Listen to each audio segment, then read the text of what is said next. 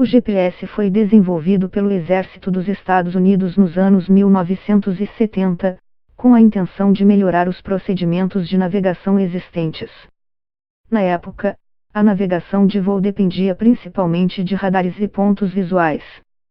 Desde a década de 1940, os pilotos seguiam rotas determinadas por balizas no solo, seja por sinais de rádio ou marcadores visuais. Era um sistema imperfeito. Em Fiji, por exemplo, apenas 5 torres de controle eram equipadas com um sinal de rádio, o que significava que em 80% do imenso espaço aéreo do país os pilotos não tinham nenhum radar em que confiar. As coisas eram mais complicadas em grandes corpos hídricos. Sem nenhum sinalizador de rádio, os pilotos usavam a técnica de navegação estimada, que se baseia no último local definido para estimar a localização do avião, e a navegação celestial, que usa como referência as posições dos corpos celestes como o Sol, a Lua ou um planeta para medir o horizonte visível.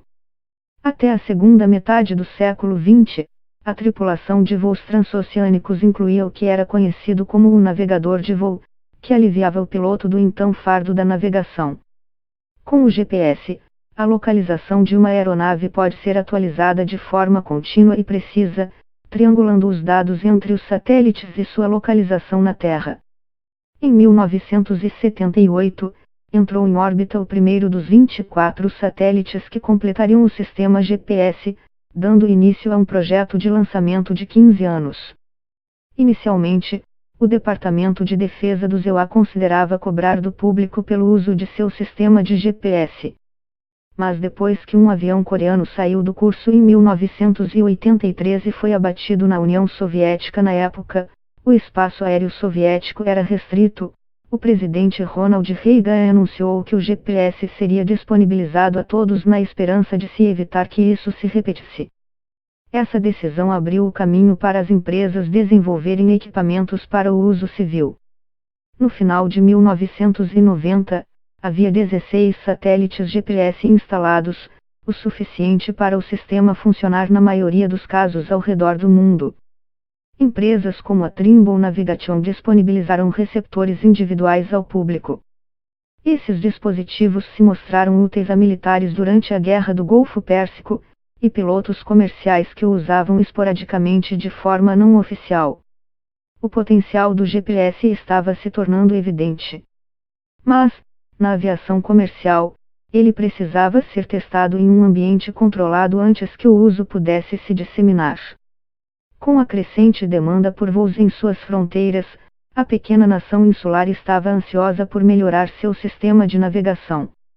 Norman Lee, ex-diretor executivo da Autoridade de Aviação Civil de Fiji, CAF, conta no livro de memórias Catching the Wind, Pegando o Vento, em tradução livre, que o oficial de operações de voo Jack Snow se mudou da Nova Zelândia a Fiji e trouxe com ele o entusiasmo com a tecnologia de GPS. O custo era acessível, Fiji poderia ter em cada aeronave de sua frota doméstica um receptor GPS no mesmo valor de se equipar um aeroporto com uma baliza por radar. E Fiji estava bem posicionada para ser pioneira. Para uma nação pequena, sua indústria de aviação doméstica estava bem desenvolvida, com 19 aeródromos comerciais e 7 aeroportos privados. Com mais de 300 ilhas espalhadas por mais de 500 mil quilômetros quadrados, os testes podiam abranger terra, mar, montanhas, padrões climáticos tropicais intensos e longas rotas de voo, tudo dentro de um único espaço aéreo. Fiji se aproximou do ZEUA e da Administração Federal de Aviação Americana, FAA, na sigla em inglês, para se voluntariar como campo de testes de navegação do GPS. A FAA concordou em financiar o aprimoramento da infraestrutura, fornecendo equipamento e suporte técnico em troca do conhecimento resultante dos testes. Levaria mais de um ano para preparar o sistema. Além da instalação do equipamento, novas rotas de voo tiveram que ser mapeadas, manuais, desenvolvidos, e pilotos e equipes, treinados. Eli Tabacalcoro atuava como controlador de tráfego aéreo no aeroporto de Nadi quando a tecnologia GPS foi colocada em prática. Durante minha visita a Fiji, encontrei-o no aeroporto, onde está a sede da CAF. O escritório fica ao lado da torre de controle de tráfego do aeroporto, talvez a primeira do mundo a lidar com aeronaves comerciais que dependem de GPS. Ele se lembra da primeira vez que voou em um avião com GPS, com 2 amigos pilotos levando-os de Nadia a uma pequena ilha a nordeste. O avião tinha sido recentemente equipado com GPS, mas ninguém o usava até então. Eles decolaram e seguiram pela costa norte de Vitilevo até chegarem à cidade de Volivoli, um sinalizador visual, de onde eles viraram à esquerda sobre o oceano. Eles esperavam avistar a ilha de destino. Mas os ventos daquele dia estavam incomuns, e o avião foi lançado mais ao norte do que o previsto. Eles estavam perdidos no ar quando Tabacalcoro lembrou do receptor de GPS. Em poucos minutos, voltaram à rota. Essa foi uma experiência reveladora para um grupo acostumado às antigas formas de navegar pelos céus.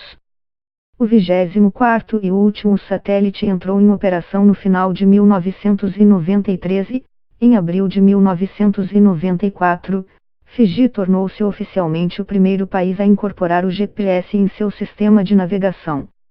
Imediatamente isso promoveu a pequena nação.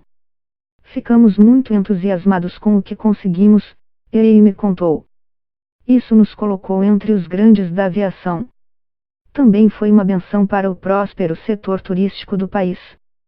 Fiji provou que o GPS poderia melhorar a aviação de várias maneiras, tornando-a mais rápida, eficiente e segura. Neste quarto de século desde que Fiji adotou a navegação GPS para seus voos domésticos, a tecnologia foi empregada em todo o mundo, muitas vezes com a ajuda direta dos especialistas de Fiji. Há 31 satélites hoje, e a maioria dos 24 originais já foi aposentada e substituída. O clima não é mais um obstáculo como no passado. Antes, o hábito era voltar para o aeroporto de origem, quando o tempo estava ruim, disse Tabacalcoro. O GPS garantiu que se chegue ao destino. Mesmo em meio a uma tempestade. Mesmo com uma visibilidade terrível. Os aviões podem agora voar por horas sobre o oceano com navegação precisa. E mais aeronaves podem estar no ar com segurança. Em vez de uma distância de 160 km entre 2 aeronaves voando na mesma direção, as regulamentações internacionais agora exigem apenas 37 km, segundo os oficiais da CAF. Um avião tinha que voar 18 minutos atrás de outro à sua frente. Hoje, isso foi reduzido para 10 minutos. Além disso, os tempos de voo também foram reduzidos, uma vez que os aviões podem voar diretamente ao destino, e não de sinalizador a sinalizador.